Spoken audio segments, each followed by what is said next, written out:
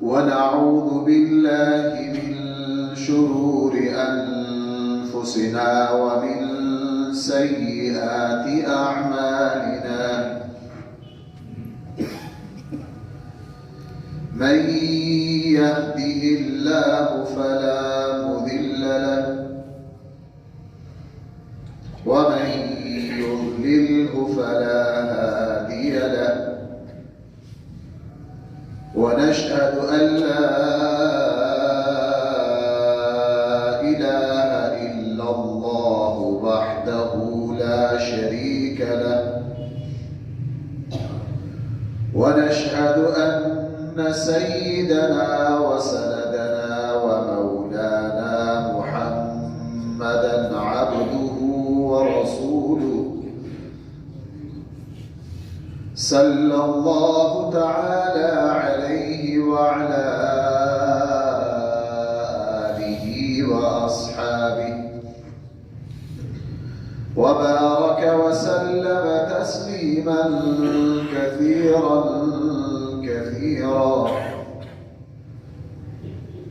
أما بعد فأعوذ بالله من الشيطان الرجيم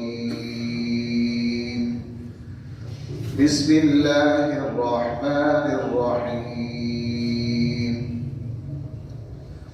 لقد خلقنا الإنسان في أحسن تقويم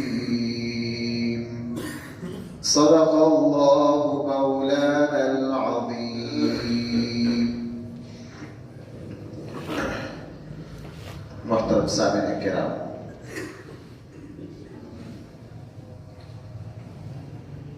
عموماً اس وقت ہر بندے کی زبان پر یہ جملہ ہے کہ حالات بہت خراب ہیں، زندگی بہت مشکل ہے، مسائل بہت زیادہ ہیں، دن بدن مشکلات بڑھ رہی ہیں اور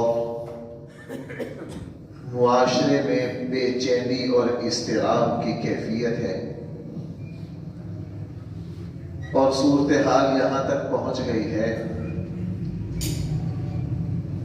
کہ ہر گزرنے والا دن آنے والے دن سے بہتر ہوتا ہے، حالانکہ آنے والا دن گزرنے والے دن سے بہتر ہونا چاہیے۔ اس کے بہت سے اسباب ہیں، اس میں کوئی شک نہیں، اس میں کوئی شک نہیں ہے، کوئی دو رائے نہیں ہے۔ حکومتوں کا، ریاستوں کا، قوموں کا اس میں بہت بڑا دخل ہے، لیکن ہماری زندگی میں بہت سی مشکلات ایسی ہیں جو خود ہم نے اپنے لیے پیدا کر رکھی۔ ہماری زندگیوں میں بہت سی بھائی مشکلات کچھ ایسی ہیں جو ہم لوگوں نے خود اپنے لیے پیدا کر رکھی، اور ہم معمولی سی محنت کر کے، تھوڑا سا غور کر کے، تھوڑی سی ہمت کر کے، تھوڑی سی فکر مندی سے کام لے کر، تھوڑی سی منصوبہ بندی کے ذریعے ان مشکلات پر بڑی آسانی سے قابو پا سکتے ہیں، لیکن ہم ایسا کرتے نہیں۔ معاشرہ جس ڈگر پر چل رہا ہے، جن غلطیوں کے ساتھ چل رہا ہے، جن کوتاہیوں کے ساتھ چل رہا ہے، ہمارے یہاں جو بھیڑ چال چلی جا رہی ہے، ہم بھی بالکل اسی کے مطابق چلے جا رہے ہیں۔ یہ نہیں تھوڑا سا آنکھیں کھول لیں، آگے گڑھا ہے، آگے پتھر ہے۔ میں نے عرض کیا 60-70% مشکلات وہ ہیں جو ہماری خود کی پیدا کرتا ہے، اور تھوڑی سی اصلاح کر کے تھوڑی سی ہمت سے کام لے کر ان مشکلات سے جان چھڑا سکتے ہیں۔ اس لیے میں معاشرے میں ہمارے یہاں اس وقت یہ جو حالات کا رونا ہے، جو پریشانی اور بے چینیاں ہیں، اور ہر بندہ اپنے مستقبل سے ڈر رہا ہے، پتہ نہیں آگے جا کے کیا ہونا ہے، بچوں کا کیا ہونا ہے، پتہ نہیں میرے کاروبار میں آگے کیا بننا ہے، اپنے بیوی بچوں کے اخراجات میں مجھے آگے کیا کیا پریشانیاں ہیں۔ یہ جو خطرات ہر کسی کو لاحق ہیں، بھائی چھوٹی چھوٹی کوتاہیاں ایسی ہیں، اگر ہم ان پر عمل کر لیں، سچ بات یہ ہے حالات جیسے بھی کٹھن ہوں، ایک مومن ان کٹھن حالات میں بھی بڑے اطمینان سے زندگی گزار سکتا ہے، بڑی پرسکون زندگی گزار سکتا ہے۔ ان چھوٹی چھوٹی باتوں پر عمل کرنے سے ہمارا گھر جو ہے، ہمارا خاندان جو ہے، کنبہ جو ہے، وہ بہت پرسکون رہ سکتا ہے۔ میں ایسی آج چھوٹی چھوٹی باتیں کچھ عرض کرنا چاہتا ہوں۔ ہمارے یہاں ایک بہت معاشرتی بگاڑ، عملی کوتاہی یہ پیدا ہو گئی ہے کہ آج کا مسلمان ہم میں سے ہر کوئی دوسروں کے حق کی رعایت نہیں کرتا۔ عموماً مزاج یہ بن گیا ہے کہ مجھے میرا حق ملنا چاہیے، لیکن آیا مجھے بھی دوسروں کو حق دینا ہے یا نہیں، اس کی کوئی پرواہ نہیں۔ ہر بندے کے پاس اپنے حقوق کی فہرست ہے، مجھے لینا کیا ہے اس کی فہرست ہے، لیکن مجھے دینا کیا ہے وہ کسی کو یاد نہیں ہے۔ آپ یوں کہہ لیجئے ہر بندہ اپنے حقوق کو یاد کیے ہوئے ہے، اپنے فرائض سے غافل ہے۔ اگر بوڑھے ماں باپ ہیں، ان کو یہ یاد ہے کہ میری اولاد نے بڑھاپے میں میرا کون کون سا حق ادا کرنا ہے، اس لیے بوڑھے ماں باپ کے پاس بیٹھ جاؤ، وہ اولاد کی شکوے کرتے ہیں، کیوں بھائی ایسا ہے یا نہیں؟ لیکن اس بوڑھے ماں باپ نے بھی اپنی اولاد کا کچھ حق ادا کرنا ہے، ان کے ذمے بھی کچھ فرائض ہیں، ان کا کوئی پتہ نہیں ہے۔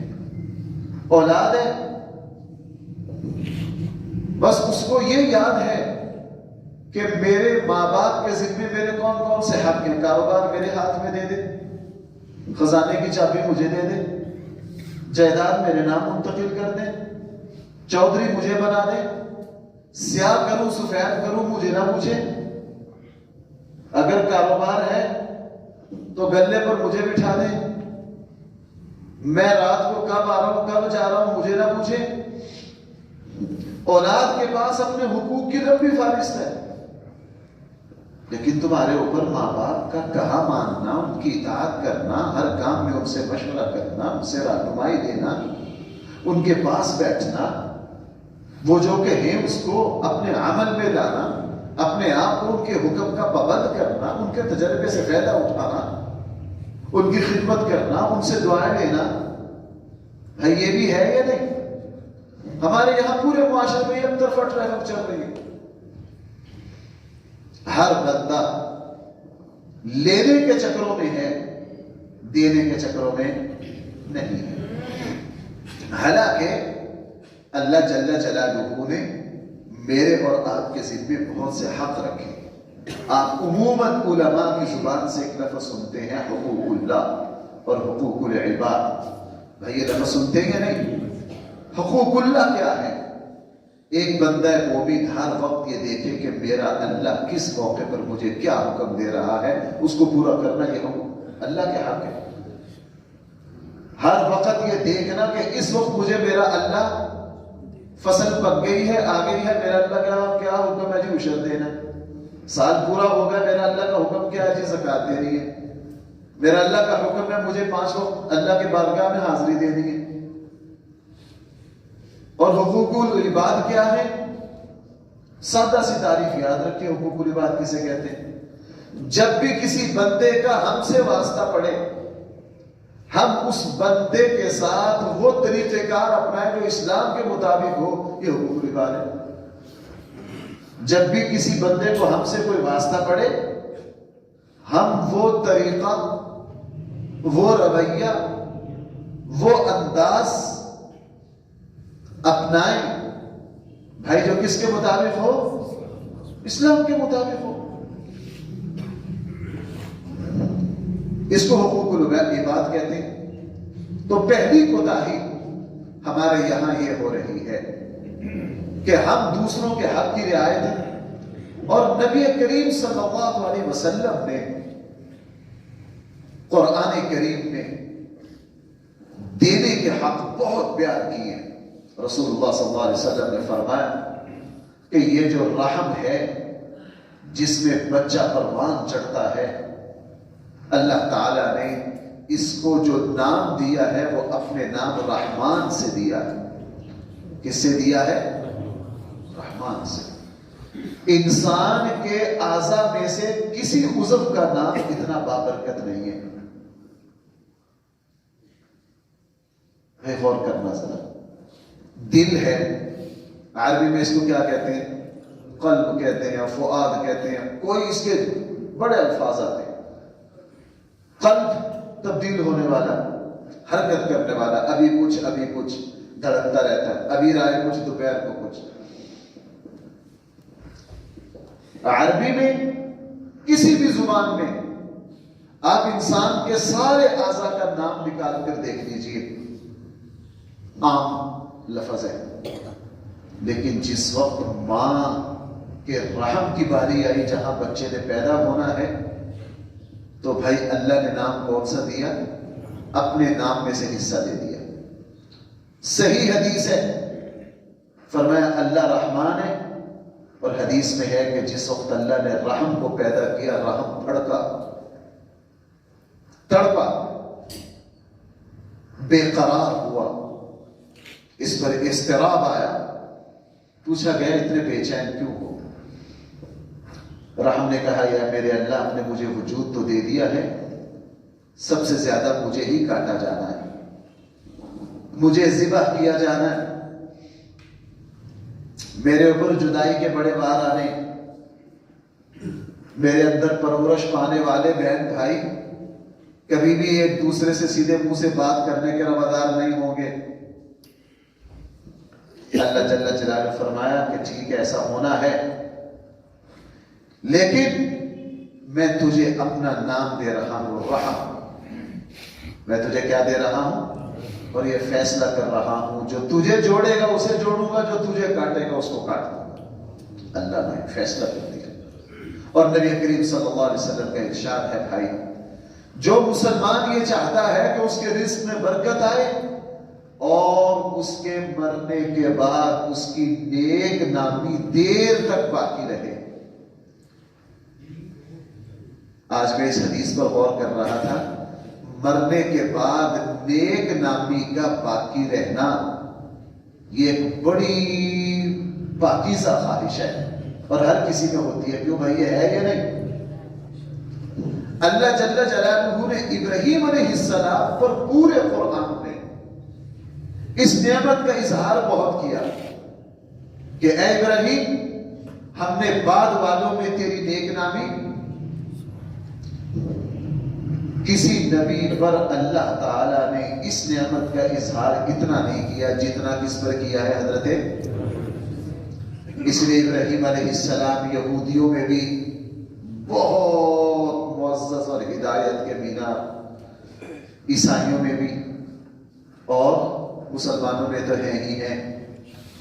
بار بار اللہ ابراہیم کو فرمایا ابراہیم ہم بعد والوں میں تیری نیک نامی کو باقی رکھیں گے. مرنے کے بعد نیک نامی رہنا اور بھائیوں یہ اللہ کی عطاؤں میں سے بہت بڑی عطا ہے. اسی لیے نبی کریم صلی اللہ علیہ وسلم کے جب نرینہ اولاد کوئی نہ بچی تو ایک بدبخت نے کہا وہ اس کی پریشانی نہ لو، اس کی نسل جلدی مٹ جائے گی، بیٹیاں بیٹیاں. تو قرآن نے کیا کہا تھا؟ ان شانئک هو الابتر. نبی جی تیرے دشمن پٹیں گے. ہم نے آپ کو مٹانے کے لیے پیدا نہیں کیا،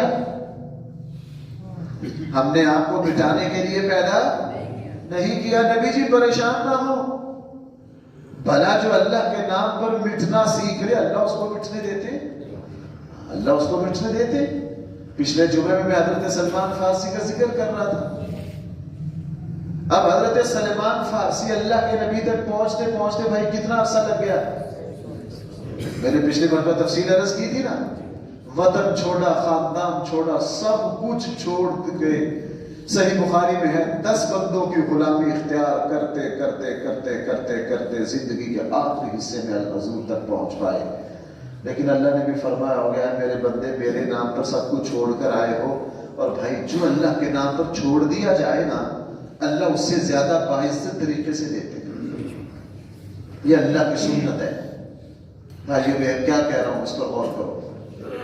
سلمان فارسی نے اپنا وطن چھوڑا، غلامی، اوہو پھر ایک وقت آیا حضرت عمر نے ان کو اسی ایران کا اسی خطے کا گورنر بنا کر بھیجا، جس خطے میں کو اللہ کے نام پر چھوڑا تھا اسی کا گورنر بنا کر کون بھیج رہے ہیں؟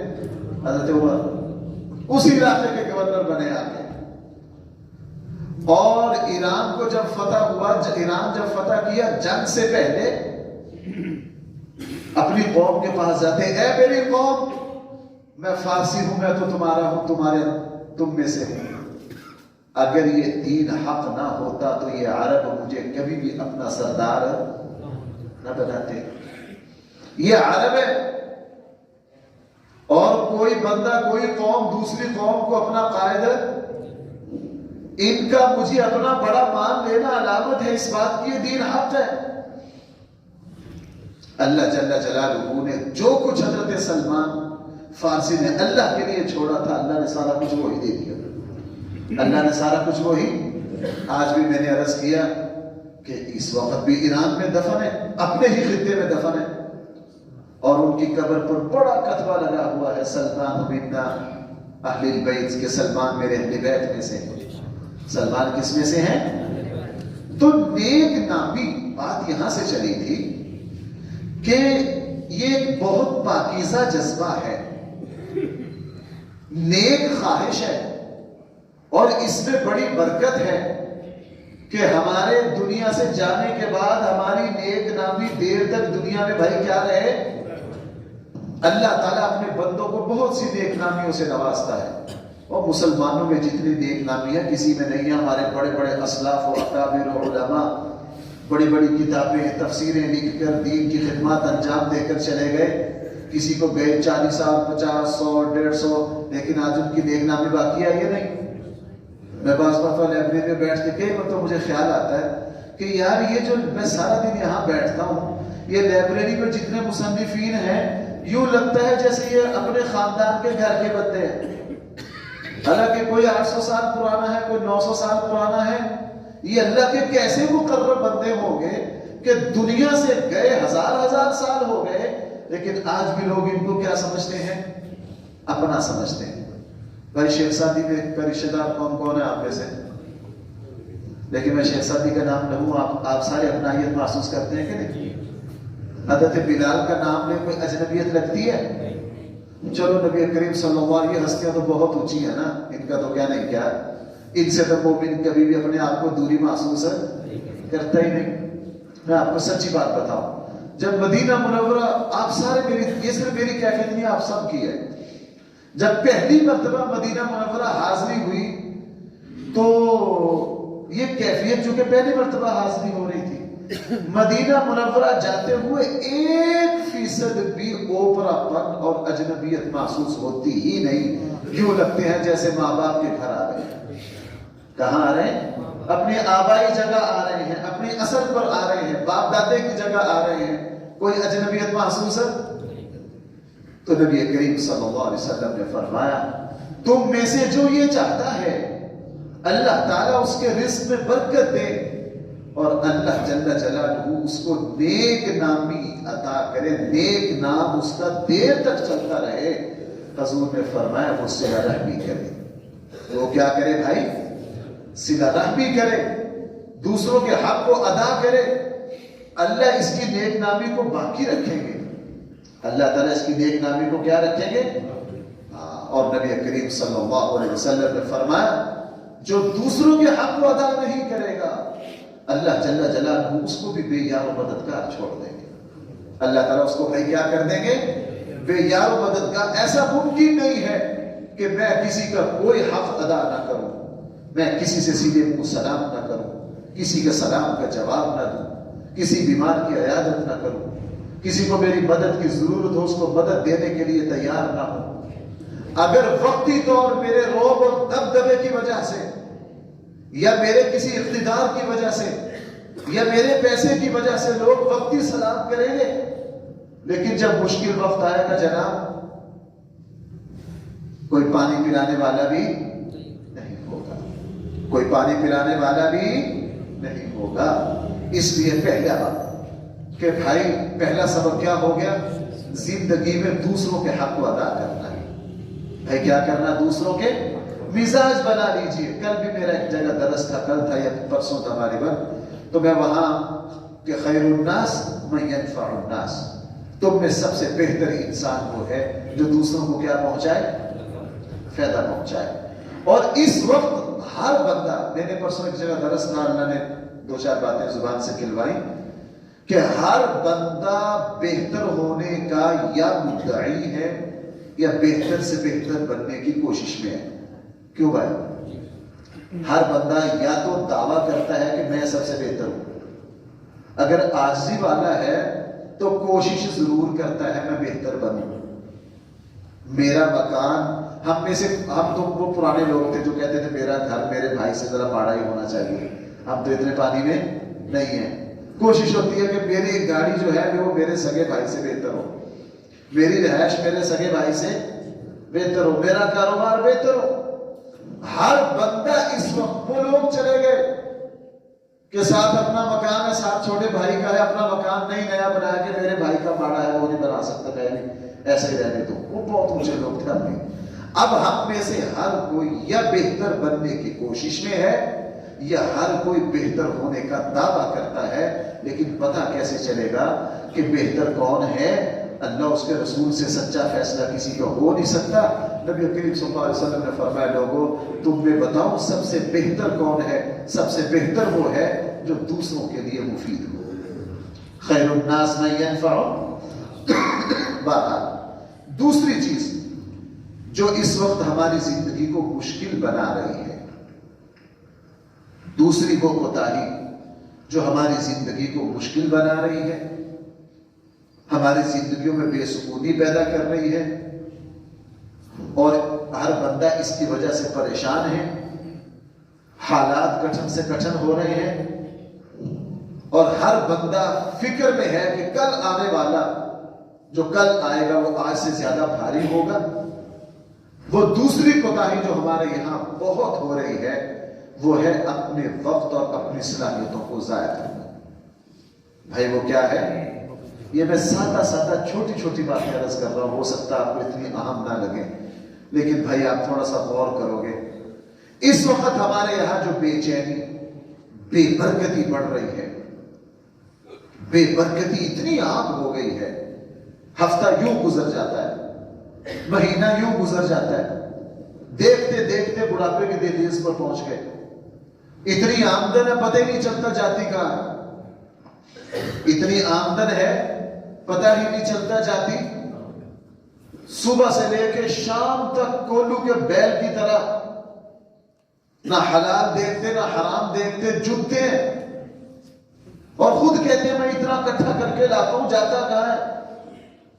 ہماری زندگیوں میں جو بے برکتیاں ہیں, جو بے سکونی ہے, جو پریشانیاں ہیں, اور نوبت یہاں تک پہنچ گئی ہے کہ رات کو سونے کے لیے خواب آبر گولیوں کا سہارا لینا پڑتا ہے مسلمان کو.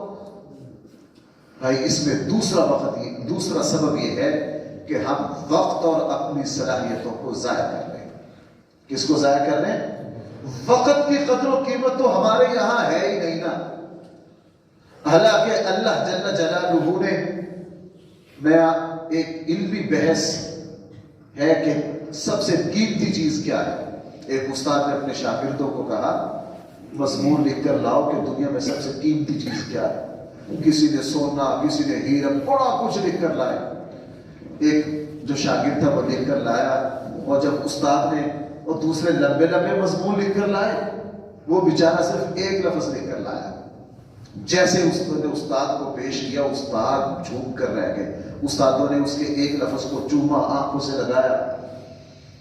وہ سارے حیران، ہم 4-4 5-5 صفحوں کے مضمون لکھ کر لائے، اس کا سارا مضمون، اس میں کچھ ہے نہیں، صرف ایک لفظ لکھ کر لایا. تو کہا استاد جی اس نے ایسا کون سا تیر چلا دیا ہے کہ اس کے مضمون کو دیکھ کر آپ کھڑے ہو گئے؟ اب اس کا مضمون کیا تھا کہ دنیا کی سب سے قیمتی چیز وقت ہے. دنیا کی سب سے قیمتی چیز کیا ہے؟ جو بندہ اپنے وقت کو قیمتی سمجھے وہ سب کچھ کر لے گا. اور اس وقت ہمارے یہاں اس زندگی کی قدر و قیمت اتنی گر گئی ہے، وقت اتنا بیکار ہے. اب ہمارے والدین آتے ہیں، ہماری نوجوان نسل ساری رات انٹرنیٹ پر بیٹھی ہے، فیس بک چلا رہی ہے، اور گیمیں کھیل رہے ہیں، عشاء کے بعد کھیلنا شروع کرتے ہیں، فجر ہو جاتی ہے. کرکٹ میچ دیکھنے لگتے ہیں 2-2 دن، کسی چیز کی خبر نہیں. حالانکہ قرآن کریم نے ارشاد فرمایا، سورہ یونس میں قرآن کریم ارشاد فرما رہا ہے مرنے کے بعد وَيَوْمَ يَحْشُرُهُمْ جَمِيعًا كَأَن لَّمْ يَلْبَثُوا، مرنے کے بعد جس وقت ہم سارے انسانوں کو جمع کریں گے، ان سے پوچھیں گے تم کتنا رہ کر آئے ہو.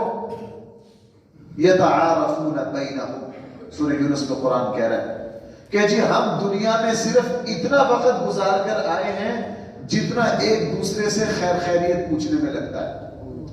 بھائی کتنا وقت؟ اسی لیے نبی کریم صلی اللہ علیہ وسلم نے 2 ٹوک فرمائے. لوگوں 2 نعمتیں ایسی ہیں جس کے بارے میں اکثر لوگ غلطی کرتے ہیں، ان میں سے ایک فراغت اور دوسری صحت ہے. دوسری کیا ہے؟ صحت ہے. صحت پر انسان کو بہت بڑی غلطی لگتی ہے. ہمارے یہاں روڈوں پر دیکھو نوجوان موٹر سائیکل کس طرح چلاتے ہیں. آج 14 اگست ہے، آج فلاں کو تہوار، الٹی سیدھی موٹر سائیکلیں کیسے چلاتے ہیں. پرواہ نہیں ہے کہ یہ صحت کتنی بڑی نعمت ہے. اللہ نہ کرے پاؤں پہ چوٹ لگ جائے. نبی کریم صلی اللہ علیہ وسلم نے فرمایا سب سے زیادہ غفلت جو دنیا میں برتی جائے گی وہ 2 نعمتوں کے بارے میں برتی جائے گی. ایک وقت، فراغت، فرصت، اور بھائی نمبر 2 صحت. اس لیے آج کے نوجوان کو پرواہ نہیں ہے. اساتذہ پریشان ہیں، ادارے پریشان ہیں. ہماری نوجوان نسل تیزی سے منشیات کی طرف بڑھ رہی ہے. بھائی تیزی سے کس کی طرف بڑھ رہی ہے؟ 14 سال کے بچے بھائیوں، خوف آتا ہے. 14 سال کے بچے، 16 سال کے بچے منشیات کے عادی ہیں. اور اب صورتحال یہاں تک پہنچ گئی ہے 14 سال کی بیٹیاں دنیا کے خطرناک منشیات. قدر نہیں یہ صحت اللہ نے کیا دی، یہ اللہ نے صحت کی اتنی بڑی نعمت دی ہے. اس لیے ہمارے یہاں ماشاءاللہ اساتذہ کو پوچھ کر دیکھو ہر ادارہ کتنا پریشان ہے. ادارے کے ذمہ دار اساتذہ بیچارے کتنے پریشان ہیں، ماں باپ کتنے پریشان ہیں کہ یہ ہماری نئی نسل جا کہاں رہی ہے. میں یہاں اب تو کچھ دن ہو گئے، میں یہاں مسجد سے نکلا، میں نے 11 سال کے، اس کی 11-11.5 سال عمر ہوگی اس بچے، سگریٹ کے بڑے مزے سے کش لگا مسجد کے دروازے کے سامنے. اور میں اس بچے کو دیکھ کے حیران رہ گیا. اس کی عمر دیکھو اور اس کے ہاتھ میں سگریٹ دیکھو. بھائی میں غلط تو نہیں کہہ رہا ہوں، ہمارے معاشرے میں سارا کچھ ہو رہا ہے. تو بھائیوں وہ دوسری وہ کوتاہی جس کی وجہ سے ہماری زندگی مشکل ہو رہی ہے، ہماری نسل برباد ہو رہی ہے، ہم میں بے چینی بڑھ رہی ہے، برکتیں اٹھ رہی ہیں، دلوں کا قرار چھن رہا ہے، ہر بندہ بے چین ہے، مستقبل کو خطرات لاحق ہو گئے ہیں. بھائی ہم اپنے وقت اور اپنی صلاحیتوں کو ضائع کر رہے ہیں. نبی کریم صلی اللہ علیہ وسلم نے ویسے نہیں فرمایا تھا اغتنم خمسا قبل خمس، 5 چیزوں کو 5 چیزوں سے پہلے جانو، غنیمت جانو۔ حضور نے فرمایا زندگی کو موت سے پہلے غنیمت جان لو۔ ایک صاحب کو یہ کہتے ہوئے سنا، بڑے دکھی دل سے میں عرض کروں، کچھ زندگی غفلت کی گزر گئی، آخری وقت یہ کہہ رہے تھے یا اللہ مجھے ایک موقع دے دے، میں عبادت کر کر کے تیری مسجد کھسا دوں گا۔ اور بھائیو آخری وقت اللہ ہم پر ایسا وقت نہ لائے۔ اللہ کے نبی نے ویسے نہیں فرمایا موتو قبل ان تموتو، اور لوگوں مرنے سے پہلے مر جاؤ۔ حضور نے کیا فرمایا؟ مرنے سے پہلے۔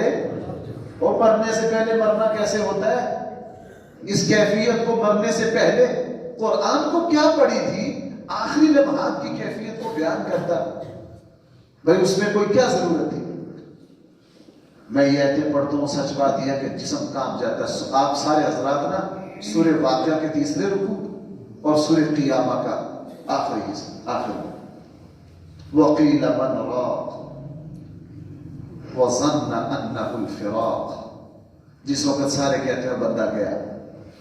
وَالْتَفَّتِ السَّاقُ بِالسَّاقِ، بے چینی سے انسان پنڈلی پہ پنڈلی مارتا ہے، آخری وقت میں کبھی ٹانگوں کو سکیڑتا ہے، کبھی بے چین ہوتا ہے۔ إِلَىٰ رَبِّكَ يَوْمَئِذٍ الْمَسَاقُ، اور سورہ واقعہ کے آخر میں ذرا پڑھتی سے رکوع میں پڑھ کے دیکھو قرآن کہہ رہا ہے وَنَحْنُ أَقْرَبُ إِلَيْهِ مِنْكُمْ وَلَكِنْ لَا تُبْصِرُونَ۔ قرآن اس کیفیت کو بیان کر رہا ہے کہ آخری لمحات میں بہت انسان پر ایک مرتبہ مایوسی کی کیفیت آتی، کاش میں زندگی میں یہ کر لیتا۔ تو حضور نے فرمایا لوگوں مرنے سے پہلے مر جاؤ۔ امام غزالی نے ایک جگہ لکھا ہے کہ آخری وقت میں انسان پر ایسی مایوسیاں آتی ہیں، اگر وہ انسانیت میں تقسیم کر دی جائے تو کوئی خوشی کی تمنا نہ کرے، کوئی خوشی کی تمنا نہ کرے۔ تو نبی کریم صلی اللہ علیہ وسلم نے فرمایا 5 چیزوں کو 5 چیزوں سے پہلے کیا کرو؟ غنیمت سمجھو۔ نمبر 1، اس زندگی کو موت سے پہلے، اس زندگی کو موت سے پہلے۔ اور فرمایا اللہ نے جو صحت دی ہے بیماری آنے سے پہلے اس کو غنیمت سمجھو۔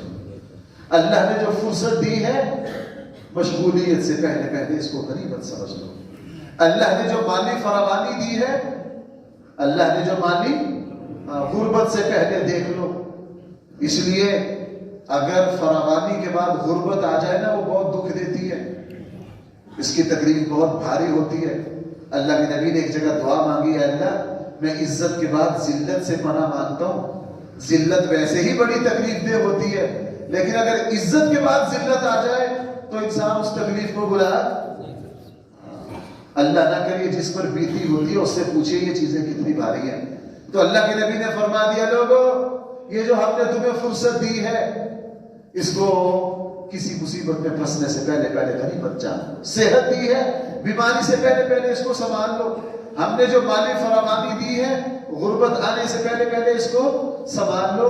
تو بھائیو اس وقت ہم اپنے وقت کو، اپنی صلاحیتوں کو ضائع کر رہے ہیں، تباہ کر رہے ہیں۔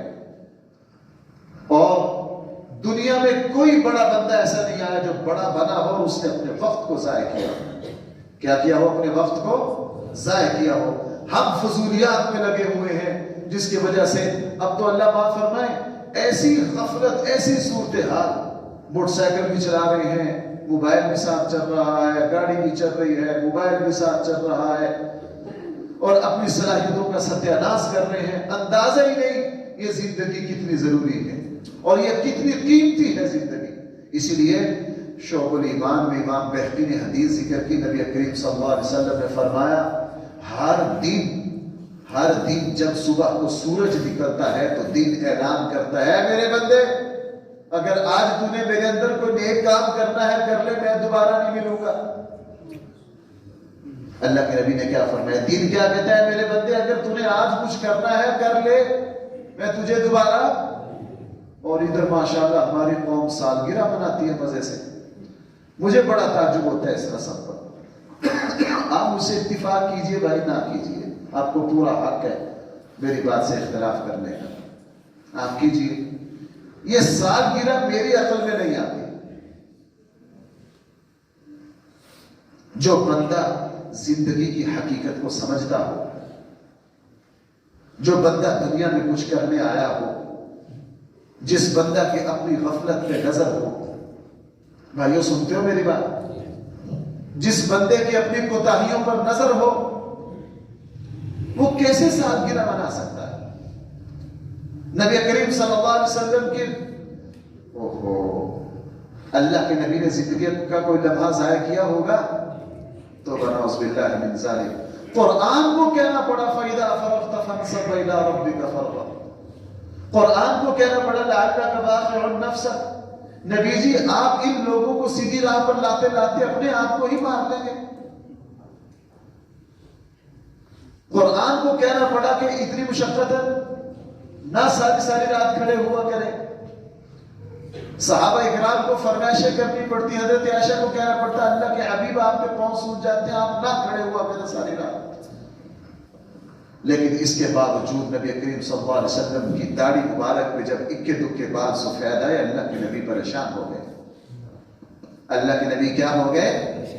پریشان ہو گئے، اور پھر زندگی کے آخر میں کہنے لگے لگتا ہے میری زندگی کا اختتام ہو رہا ہے۔ حضرت عبداللہ ابن عباس رضی اللہ عنہ نے ایک روایت میں حضرت عباس نے پوچھا اللہ کے نبی آپ کی داڑھی میں بڑی تیزی سے بال سفید آ رہے ہیں۔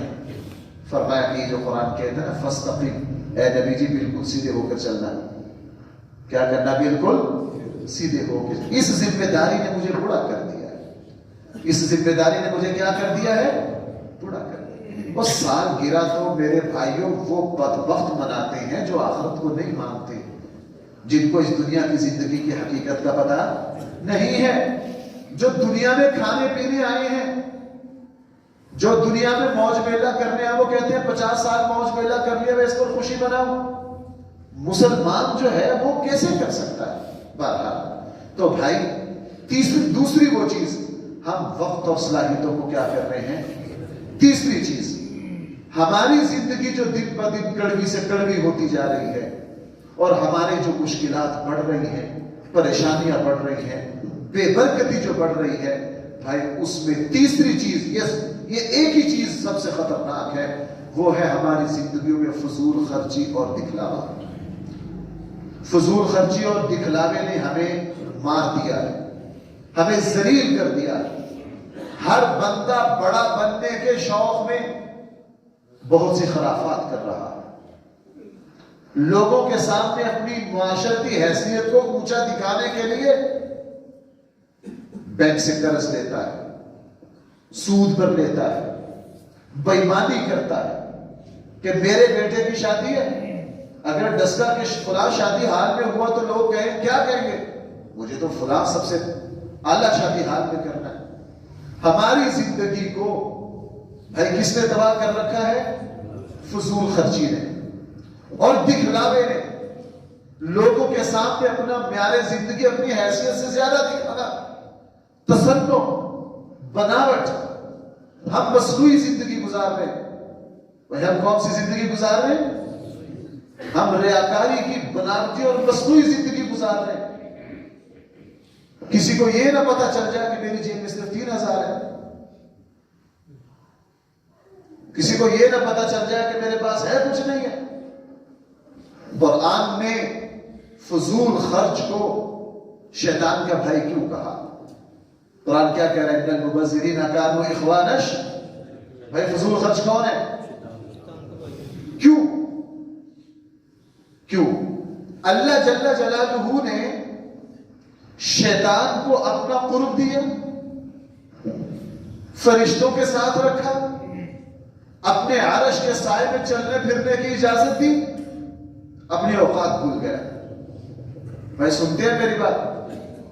اور یہی معاملہ فضول خرچ کا ہے۔ اللہ نے اس کو مال دیا، اور بھائیو میری بات ذرا یہ سننا، مال کیا ہے ہم اس کا فیصلہ کرنے میں 100% غلطی پر ہے۔ مال کیا ہے؟ آج مال کے بارے میں اگر قرآن و سنت وحی کی تعلیمات کو الگ کر دیا جائے تو ہم مال کی حیثیت متعین نہیں کر سکتے۔ مال جو ہے وہ مقصد زندگی نہیں ہے، وہ ضروریات زندگی ہے۔ ہمارے یہاں جو لوگ بڑے متقی پرہیزگار بنتے ہیں نا، جو کہتے ہیں اب دنیا نہیں ہونی چاہیے، فلاں نہیں ہونی چاہیے، صرف باتوں کی حد تک ہے. انہیں کہو جیب سے نکال کے پیسے باہر پھینک دو، کبھی نہیں پھینکیں گے. انہیں کہو نا اپنے کوٹھی چھوڑ کے کچے گھر میں آ جاؤ، کبھی نہیں آئیں گے. مال اللہ کی نعمتوں میں سے ایک نعمت ہے. قرآن کہہ رہا ہے اس کو. بھائی مال کیا ہے؟ رسول اللہ صلی اللہ علیہ وسلم نے وسعتیں مانگی، اللہ کے نبی نے رزق مانگا. اسلام بس یہ کہتا ہے کہ مال تمہاری ضرورت ہے، مقصد نہیں. اس مال کو مقصد بناؤ گے تو دنیا کے پجاری کہلاؤ گے، اور اس مال کو ضرورت رکھو گے تو بچ جاؤ گے. اللہ نے یہ مال دیا ہے عزت کے بچانے کے لیے.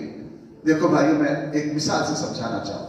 کوئی دوست سیالکوٹ سے جمعہ پڑھنے آئے ہو، اللہ نہ کرے پیسے کہیں گر جائیں، کوئی بھی پیسہ نہ رہے، اور عزت دار بندہ ہے، واپس سیالکوٹ جانا ہے، تو کسی گاڑی پر سوار ہو کر کیسے کہے کہ میرے پاس پیسے نہیں؟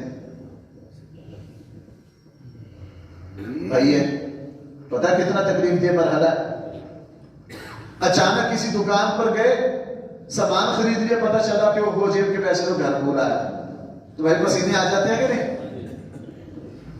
یہ مال اللہ نے عزت بچانے کے لیے رکھا تھا، یہ صحت کے لیے رکھا تھا، یہ کفالت کے لیے رکھا تھا. اللہ نے بہت سی باتیں مال کے ساتھ جوڑی ہے، لیکن اللہ نے اتنی قیمتی چیز دی، ہم نے اس کو ریاکاری میں لگا دیا. ہم نے اس کو کیا لگا دیا؟ ریاکاری میں لگا دیا، اللہ کی نافرمانی میں لگا دیا. اس لیے جو لوگ اپنے اولادوں کی شادیوں میں فضول خرچیاں کرتے ہیں، بعد میں پتا چلتا ہے کہ جی اتنے کے مقروض ہو گئے. بلاؤ بڑے بڑے گویوں کو، ناچ گانے والوں کو، بڑے بڑے موسیقی بجانے کے لیے لاکھوں کروڑوں خرچ کرو، بعد میں محفل ذلیل ہوتے ہیں یا نہیں؟ تو ہماری زندگی میں جو بہت زیادہ مشکلات ہیں وہ فضول خرچی کی وجہ سے ہیں اور دکھلاوے کی وجہ سے. اپنی زندگی سے دکھلاوے کو الگ کیجیے. بھائی ہم سب کو دکھلاوے کو کیا کرنا؟ اللہ نے ہماری جو حیثیت رکھی ہے اسی حیثیت میں رہنا ہے. تصنع مصنوعی زندگی نے بیڑا غرق کر دیا ہے. اپنی معاشرتی حیثیت کو بڑھا کے دکھانا، اور اب ہمارے اندر یہ کمیدگی اس حد تک بڑھ گئی ہے، رشتوں میں لوگوں کے ساتھ ایسے فراڈ. کچھ دن پہلے ایک صاحب میرے پاس آئے، مجھے اس کا کوئی پتہ نہیں، بیٹی کا رشتہ کیا جی، وہ ایسا فلاں. میں نے کہا یار آپ نے دیکھا نہیں تھا؟ کہنے لگے جی فلاں دور کے علاقے کے رہنے والے تھے، 10 کا آ کے اچھی جگہ ایک رہائش لی، ہمیں پتہ نہ چل سکا کرائے پر ہے. پھر بعد میں پتہ چلا یہ رہائش بھی کرائے پر ہے، گاڑی بھی کرائے پر ہے، فلاں چیز بھی مصنوعی ہے، فلاں بھی مصنوعی ہے. ہمیں اس طرح کا چکر دیا، آج پتہ چلا ان کے پلے تو ہے ہی کچھ نہیں، ان کے پلے تو ہے ہی کچھ نہیں. اس وقت رشتوں میں فراڈ ہو رہا ہے. کیوں بھائی ایسا ہو رہا ہے کہ نہیں؟ کیوں؟ تصنع، بناوٹ. ہم نے ہماری زندگیوں میں، آپ تھوڑا سا نظر ڈالو، ہماری زندگیوں میں 60-50% اخراجات وہ ہیں جو ہم جھوٹی انا کی وجہ سے کرتے ہیں اور ان کی وجہ سے مشکلات کا شکار ہوتے ہیں. ایک مرتبہ ایک صاحب میرے پاس آئے، بڑے چودھری آدمی، کہنے لگے مجھ صاحب کیا کریں، باتیں آپ لوگ ٹھیک کہتے ہیں، والدہ فوت ہو گئی ہے، کچھ کاروبار مشکلات چل رہے تھے، والدہ کی فوتی میں رسموں میں بھی 35-40 لاکھ روپے لگ گئے. کتنا لگ گیا؟ 35-40 روپے لگ گئے، 40 لاکھ روپے لگ گئے. چودھری آدمی، میں نے کہا 40 لاکھ لگا دیا. میں نے ان سے پوری تفصیلات سن کے میں حیران ہو گیا. میں نے ساری بات سن کے ان سے کہا، میں نے کہا چودھری صاحب ناراض نہ ہونا، یہ 40 لاکھ ماں کے لیے لگائے ہیں یا اپنی انا کے لیے لگائے ہیں؟ بھائی آج مرنے پر ہم جو بڑے سے بڑے پروگرام کرتے ہیں، بھائیو سچ بتاؤ، یہ ماں کو بخشوانے کے لیے کرتے ہیں یا انا کے لیے؟ کیوں بھائی؟ شادیوں میں جو مخرجات کرتے ہیں، خود ضمیر کہہ رہا ہوتا ہے میری اتنی مسئلے، لیکن انا کے لیے کر رہے ہوتے ہیں. کس کے لیے کر رہے ہوتے ہیں؟ اس انا سے نکلیے. ہمارے لیے معاشی مشکلات یہ انا پیدا کر رہی ہے، یہ دکھلاوا ہمیں مار رہا ہے. دن بہ دن جو ہم معاشی طور پر نیچے سے نیچے جا رہے ہیں اور قرض پر قرض چڑھ رہا ہے، بے سکونی بڑھ رہی ہے، رزق میں برکت نہیں ہے، وہ اس اسراف کی وجہ سے ہے. ہر جگہ ہم اسراف کرتے ہیں، ہر جگہ کیا کرتے ہیں؟ اسراف کرتے ہیں. اپنے آپ کو اس سے بچائیے. یہ موضوع بھی چل رہا ہے انشاءاللہ. لو کیا حصہ ہے صحیح. اللہ تعالیٰ ہم سب کو صحیح فہم عطا فرمائے.